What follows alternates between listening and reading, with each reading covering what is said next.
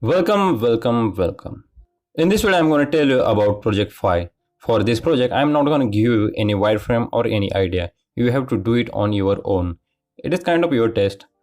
You might be thinking what we have to build or design. The answer is anything. You can design app or web page. It is totally depend on you.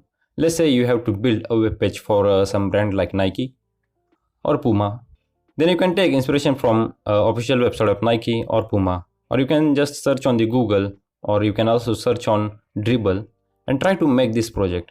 And remember one thing, it should be unique, and you have to be creative. Add some of your own creativity.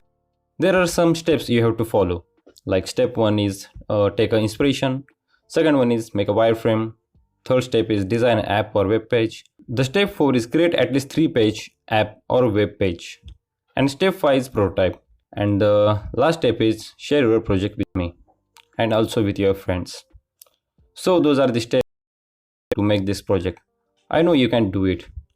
So that's me signing off. Thanks for watching, and I will see you guys in the next one.